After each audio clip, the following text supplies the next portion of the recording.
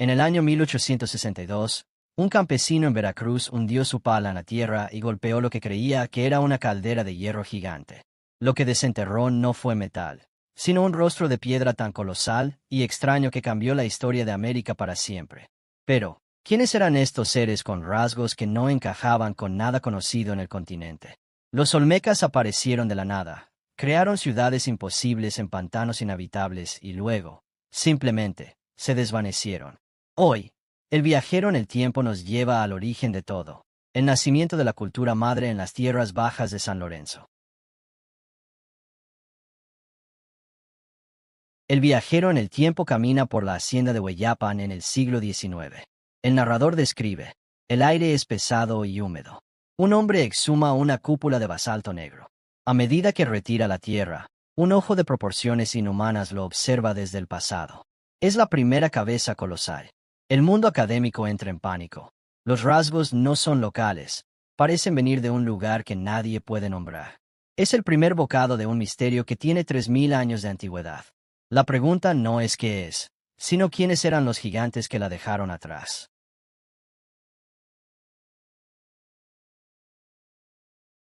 El viajero retrocede al año 1600 a.C. El narrador describe: no hay pirámides de piedra todavía, solo una red infinita de ríos y selva virgen. Los olmecas, los hombres de Lule, deciden que este infierno de barro será el centro del universo. El viajero observa cómo miles de personas transportan tierra a mano para crear una meseta artificial.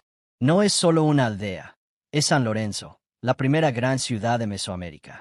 Es una hazaña de ingeniería que desafía la lógica: construir sobre el agua antes de que existieran las herramientas de metal.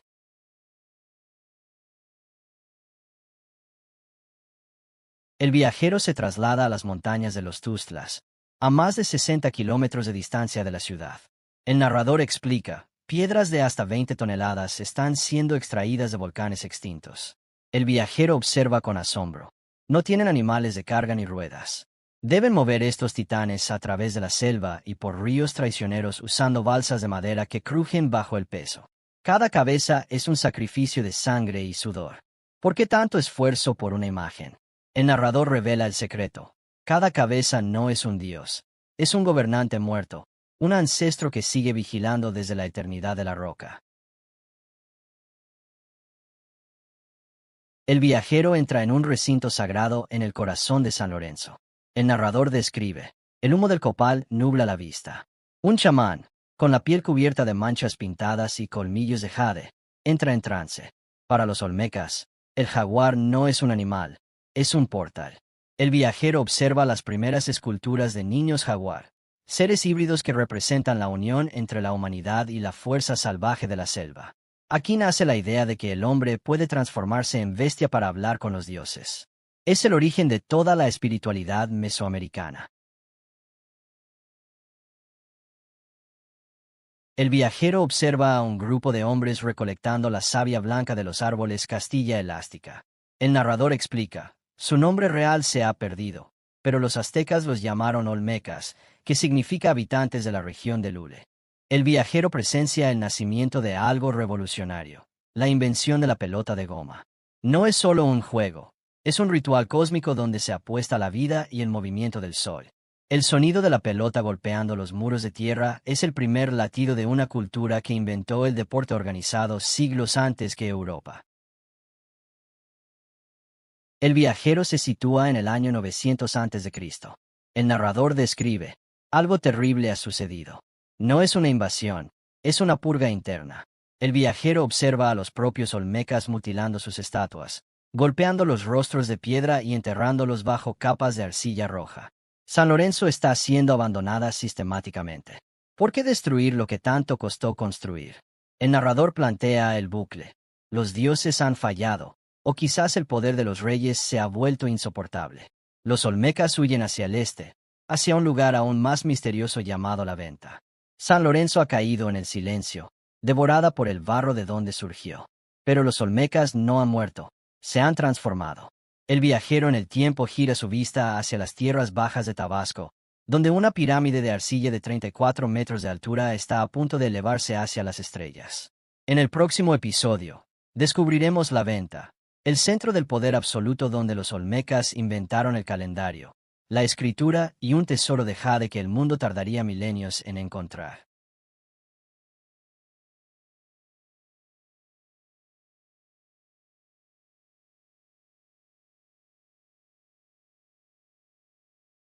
¿Por qué una civilización enterraría sus tesoros más grandes en lugares donde nadie, jamás, pudiera volver a verlos?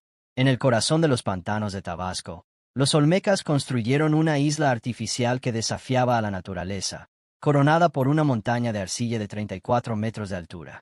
Pero debajo de sus pies, ocultaron algo mucho más inquietante. Mosaicos gigantes de piedra preciosa y procesiones de figuras de jade que permanecieron en la oscuridad absoluta durante más de 2000 años. La venta no era solo una ciudad. Era un mapa del cosmos, un portal entre el mundo de los vivos y el de los muertos. ¿Qué mensaje intentaban enviar al inframundo? El viajero en el tiempo llega a una isla rodeada de pantanos impenetrables en el año 850 a.C. El narrador describe: San Lorenzo ha muerto, pero aquí nace la venta. El viajero observa el nacimiento de la planificación urbana en América. La ciudad no crece al azar. Está alineada exactamente a 8 grados del norte verdadero. Es una brújula de barro y piedra. El narrador explica: los olmecas ya no solo dominan el agua, ahora dominan el cielo, alineando sus templos con las estrellas para predecir las lluvias y las cosechas.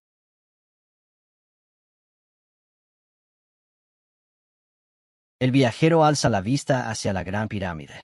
El narrador explica: no es de piedra como las de los mayas, es de arcilla acumulada por millones de cestas de tierra. El viajero nota su forma extraña, ondulada, que imita a un volcán. Para los olmecas, la pirámide es la montaña sagrada, el lugar donde nació la vida. Es el centro del mundo, un puente entre el cielo y la tierra. El narrador susurra: en su interior, se cree que descansan los restos de reyes convertidos en dioses, pero la montaña guarda sus secretos celosamente, pues aún hoy, su núcleo permanece inexplorado.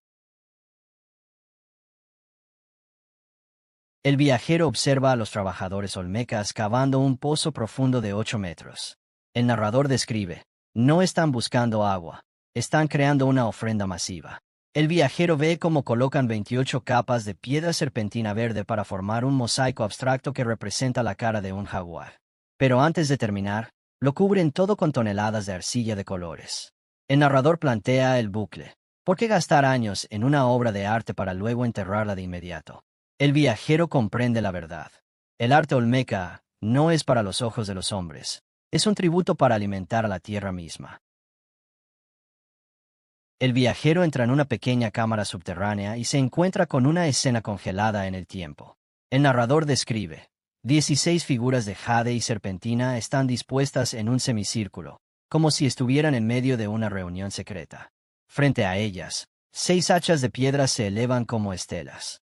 El viajero siente la tensión en el aire. Las figuras tienen cráneos alargados y expresiones de trance profundo. Es una escena que ocurrió en el año 600 a.C.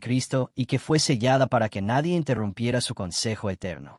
Es la prueba definitiva de que los olmecas tenían rituales de una complejidad que apenas empezamos a comprender.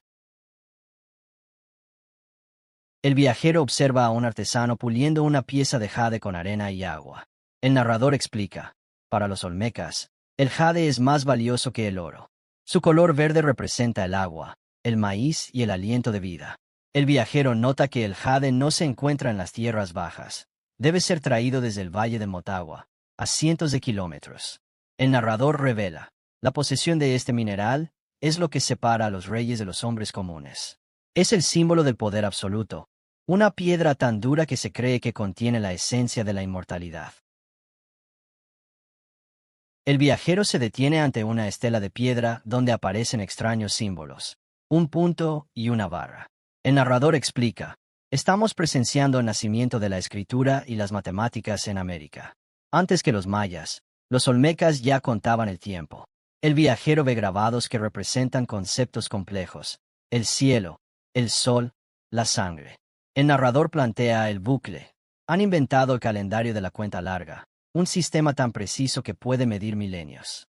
Pero mientras su conocimiento alcanza las estrellas, el suelo bajo sus pies empieza a temblar.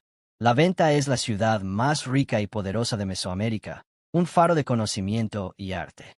Pero en el año 400 a.C., la prosperidad se convierte en caos. El viajero en el tiempo observa cómo los ríos empiezan a cambiar su curso, los campos de maíz se secan y una sombra de violencia interna comienza a consumir la ciudad. Porque los olmecas abandonaron sus pirámides y destruyeron, una vez más, sus propios monumentos. En el próximo episodio, seguiremos el rastro de los supervivientes hacia las montañas, donde el mito del jaguar se encontrará con el nacimiento de una nueva y terrible fuerza, los epiolmecas y el secreto de tres zapotes.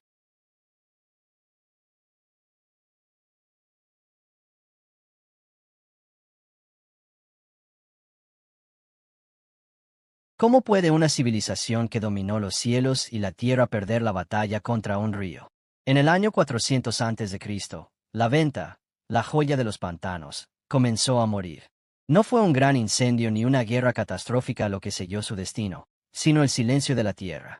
El viajero en el tiempo observa con asombro cómo los ríos que daban vida a la ciudad cambian su curso, convirtiendo los campos de maíz en páramos secos. Los olmecas se enfrentan a la crisis definitiva: quedarse y morir, o llevar su conocimiento a las montañas de ceniza. El jaleo del jaguar está a punto de transformarse en algo nuevo, más oscuro y matemático.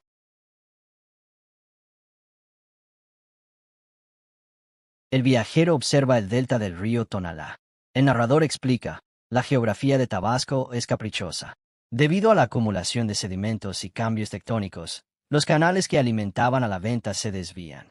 El viajero ve las canoas encalladas en el lodo. El hambre empieza a susurrar en las plazas de arcilla. El narrador describe: un pueblo que cree que sus reyes controlan la lluvia, no perdona la sequía. La fe en los hombres jaguar se resquebraja, y el viajero nota cómo la tensión social escala hasta que las antorchas comienzan a arder en los barrios bajos.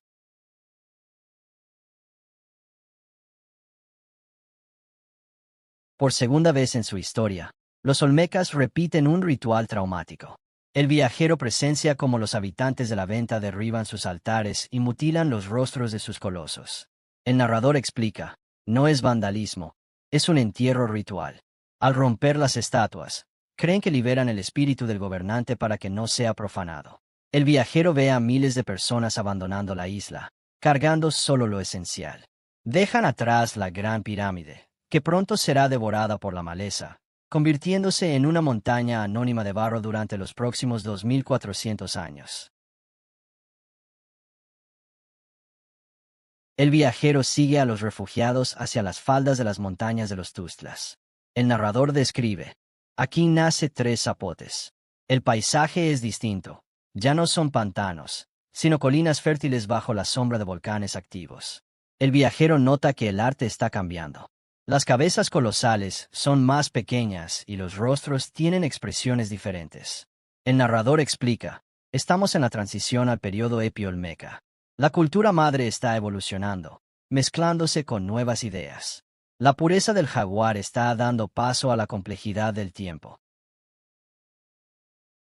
El viajero se detiene ante una piedra grabada con una precisión matemática asombrosa: la estela de tres zapotes. El narrador exclama: aquí está el secreto mejor guardado. El viajero observa la fecha grabada en el sistema de cuenta larga. Equivale al 3 de septiembre del año 31 a.C. El narrador explica: los olmecas han perfeccionado el concepto del cero y el valor posicional antes que cualquier otra civilización en el mundo. El viajero comprende que esta piedra es un reloj cósmico que mide ciclos de miles de años. No solo registran el pasado, están obsesionados con predecir el futuro.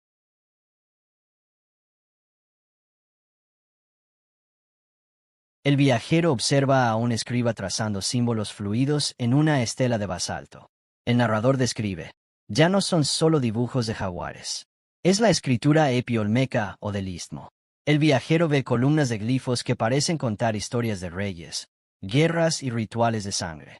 El narrador explica: es uno de los sistemas de escritura más antiguos de América, un puente directo hacia los mayas. El viajero siente la frustración de los arqueólogos modernos. Gran parte de este código sigue sin ser descifrado.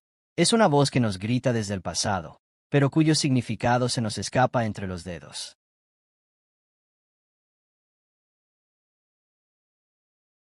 El viajero se sitúa en el año 100 a.C.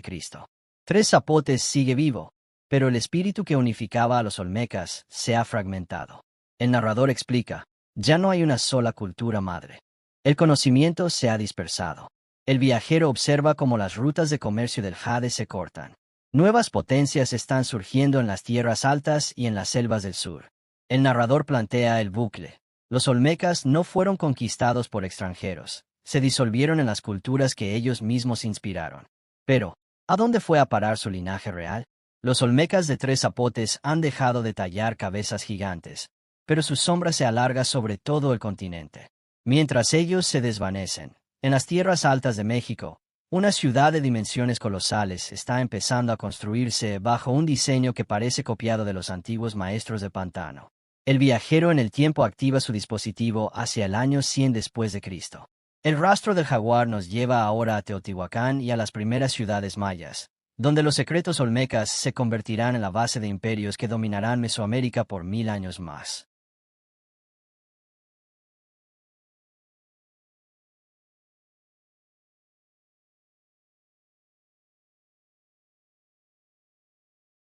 Es posible que una civilización muera físicamente, pero su mente siga gobernando el mundo durante 1000 años más. Cuando los primeros arqueólogos llegaron a las imponentes pirámides de Teotihuacán y a las ciudades perdidas de los mayas, creyeron que estaban ante inventores solitarios. Pero bajo las capas de estuco y las máscaras de jade, latía un corazón mucho más antiguo. El viajero en el tiempo descubre que los olmecas no desaparecieron, se convirtieron en el software que hizo funcionar a todo un continente. ¿Cómo es que un pueblo del pantano terminó dictando las leyes de las estrellas para los imperios que vinieron después?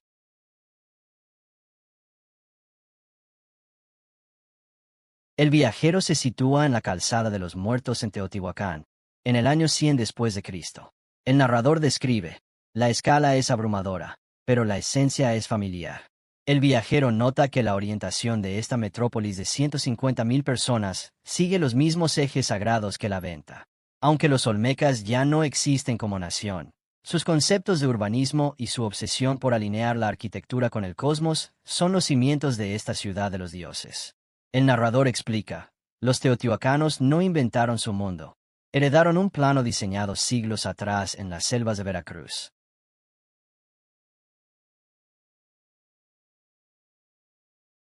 El viajero observa un relieve en el templo de Quetzalcóatl. El narrador explica, aquí vemos la evolución de un mito. La figura del jaguar, el tótem supremo de los olmecas, empieza a mezclarse con la serpiente. El viajero nota que los rasgos feroces de los antiguos dioses del pantano ahora lucen plumas. Es el nacimiento de la serpiente emplumada. El narrador revela, la religión mesoamericana es un palimpsesto. Los olmecas escribieron la primera página con sangre y garras, y los imperios posteriores solo añadieron adornos a una verdad que ya había sido revelada.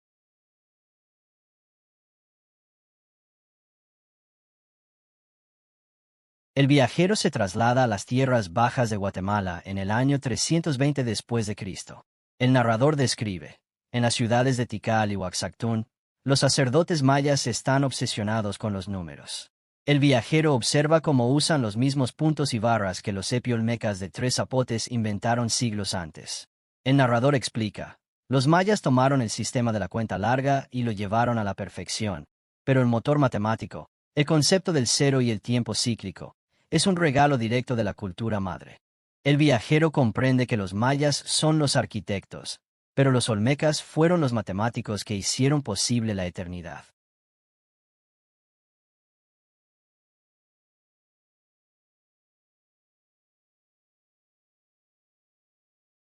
El viajero observa un mercado vibrante en una ciudad maya del periodo clásico.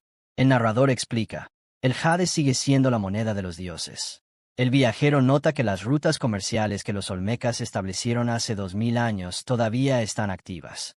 El jade del río Motagua viaja miles de kilómetros para ser tallado en máscaras que imitan el estilo de los antiguos maestros. El narrador describe, no es solo comercio de piedras, es un comercio de ideas. La estética olmeca se ha convertido en el estándar de belleza y prestigio para toda la élite mesoamericana.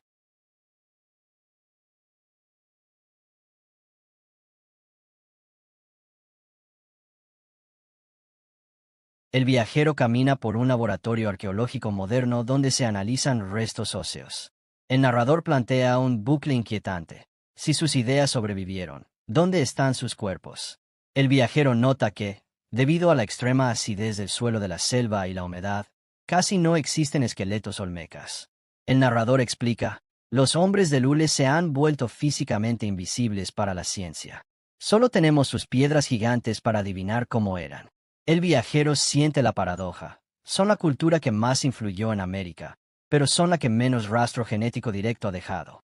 Son los fantasmas que sostienen el edificio de la historia. Los olmecas han logrado la inmortalidad a través de sus herederos. Pero, ¿qué sucede cuando una civilización es tan poderosa que incluso su final parece planeado? El viajero en el tiempo activa su dispositivo para el último salto. Nos dirigimos al presente y a los descubrimientos más recientes realizados con tecnología láser que están revelando ciudades olmecas enteras bajo la tierra, allí donde creíamos que solo había selva. En el episodio final, descubriremos los secretos que la tecnología lidar ha desenterrado y la asombrosa teoría de por qué. Quizás, los olmecas sabían que algún día volveríamos a buscarlos.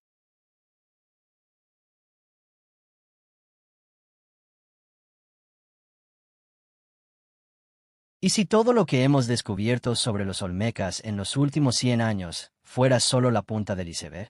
Durante siglos, creímos que la selva era un vacío verde que devoraba la historia.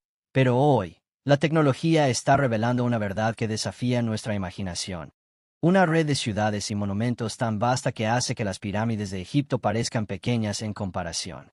El viajero en el tiempo regresa al presente para presenciar cómo el láser y el satélite están desenterrando los fantasmas de una civilización que, incluso hoy, se niega a ser completamente comprendida.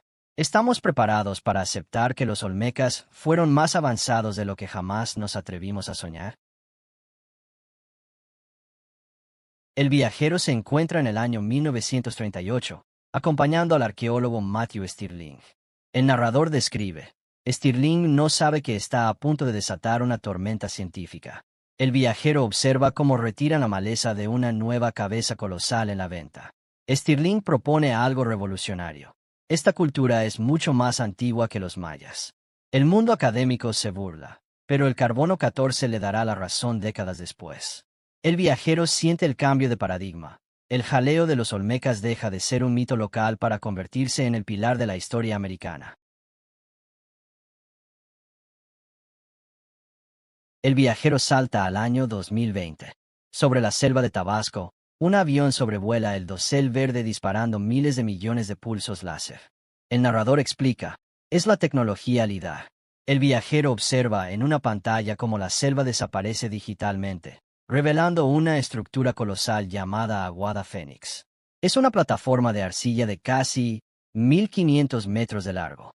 El narrador exclama, es la construcción más grande y antigua de toda la historia prehispánica. Los olmecas no solo construyeron cabezas, rediseñaron el planeta entero. El viajero se detiene frente a la cabeza colosal número 1 en el Museo de Antropología de Jalapa. El narrador reflexiona. Durante años, se especuló sobre el origen de estos rostros. ¿Eran africanos, asiáticos o de un continente perdido? El viajero observa los labios gruesos y la nariz ancha tallados con una maestría inalcanzable. El narrador aclara, el ADN y la ciencia forense moderna confirman que son americanos, pero su realismo sigue siendo un misterio. No son dioses, son retratos de hombres reales que quisieron que su humanidad fuera grabada en la piedra más dura para vencer al olvido. El viajero observa un campo de maíz moderno en Veracruz. El narrador explica, los olmecas no solo nos dejaron piedras. El viajero ve las mazorcas de maíz que ellos ayudaron a domesticar hace 3000 años. Cada vez que alguien en el mundo come una tortilla o usa un calendario, está usando tecnología olmeca. El narrador concluye, su éxito no fue militar, fue cultural. Lograron que su forma de ver el mundo, desde la religión hasta la agricultura, fuera el código genético de todas las civilizaciones posteriores. El viajero en el tiempo activa su dispositivo por última vez. La selva. Las cabezas de piedra y los templos de jade se disuelven en un torbellino de partículas doradas. El narrador cierra con fuerza. Los olmecas no son un misterio por resolver, sino un espejo en el que mirarnos. Nos enseñaron que, incluso en el pantano más profundo, el ser humano puede construir algo eterno. El viajero desaparece, dejando atrás una pregunta. Si ellos pudieron crear el tiempo y las estrellas de la nada, ¿qué estamos construyendo nosotros hoy?